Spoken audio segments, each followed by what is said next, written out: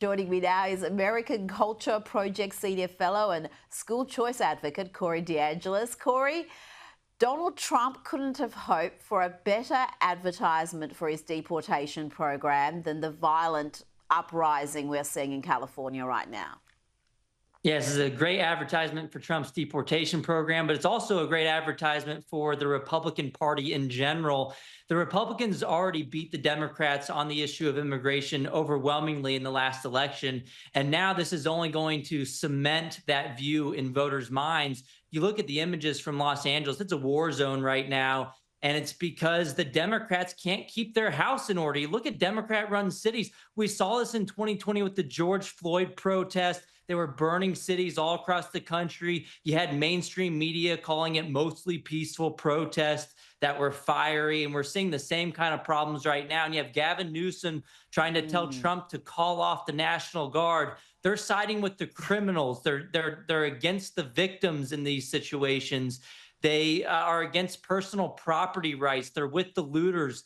And, you know, voters don't like this stuff. They're paying taxes. They want to be protected. They don't want criminals roaming the streets. You see the Mexican flag being flown all across Los Angeles. This is supposed to be America, not Mexico. And so this is only providing more advertising for Trump's efforts because, you know, one of his main arguments is that a lot of the immigrants are not assimilating with American culture. You see them in these photographs and these videos with flags that aren't even the American flag. I mean, it's making Trump's point for him. Well, we've seen scenes of them burning the American flag. That's the only time I've seen the American flag in these protests is when it was being burnt. And you're right, where is Governor Newsom? He seems to be doing more harm than good. The local authorities seem to have run soft on this as well, releasing ridiculous statements saying they're peaceful protests.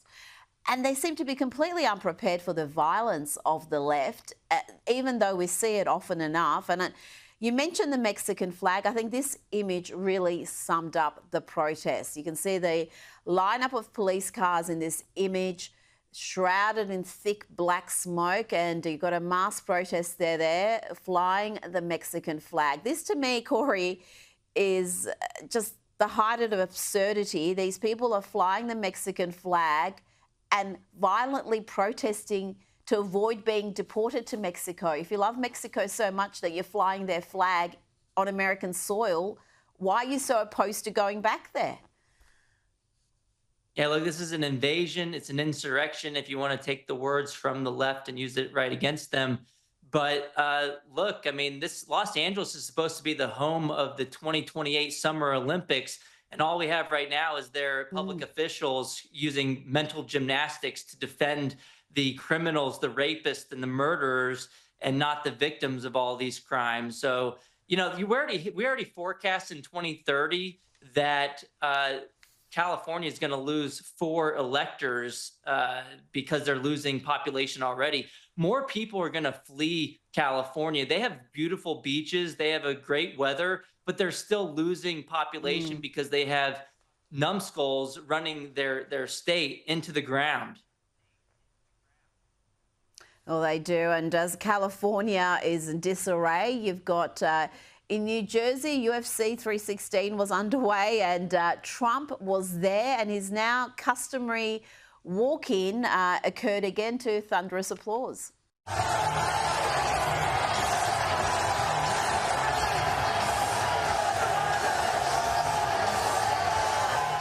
And Corey, as soon as the big fights were won, the fighters were jumping out of the cage to shake Trump's hand. Here is Merav Devlishli. Merav Dvalishvili has done it again. He submits Sean O'Malley. He's a monster. Dudes, man. He's a monster. He's a monster. He's a monster. And look, he's not even out of breath. He tried that choke in the first round, too. Sean was able to defend, but, I mean, you're tired. You've been worn down, and eventually he gets that choke. Look at Merav. Second meeting, more dominant than the first. Judges not needed tonight. Corey, there certainly has been a big cultural shift in the States, more so in sport than in entertainment, but you are seeing Trump embraced these sporting events, particularly the UFC, but also football games, and he's enormously popular with, even in places you wouldn't expect him to be popular. New Jersey is a blue state. Yeah, that's right. Trump is a man of the people. He won all 7 swing states in November 2024, and he's continuing that trajectory. You see, winners like Trump, and Trump likes to win too. So you can see that in his policies, and you can see it in his public events as well. We saw this at football games leading up to the election. He's a very popular guy, and he's a man of the people.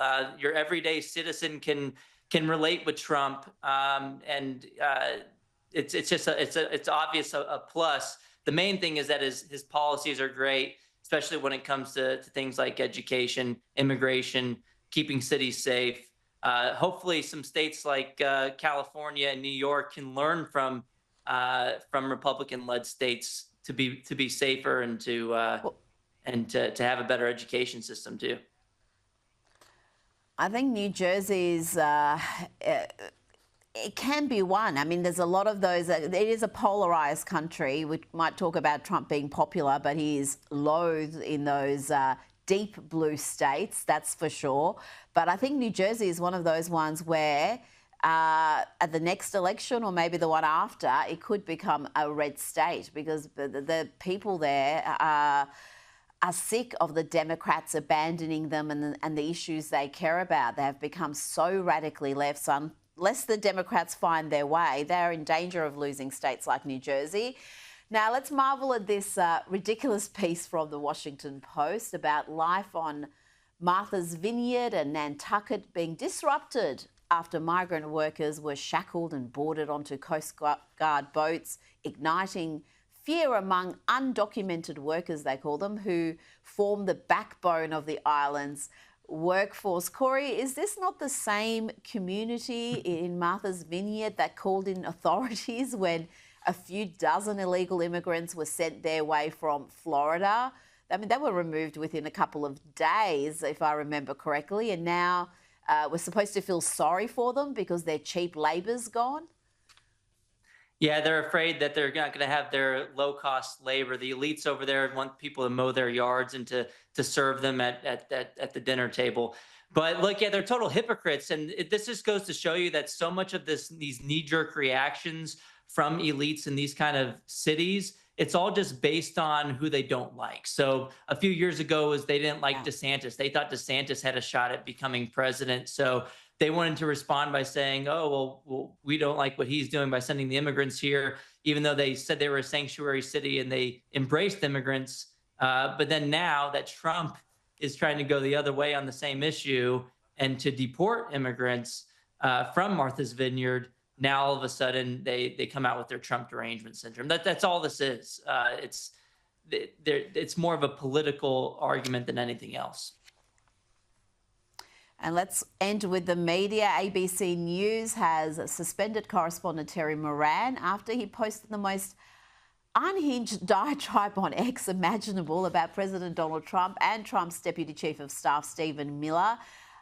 Corey, this was a crazy rant. He wrote, and he's deleted this, but the damage is done.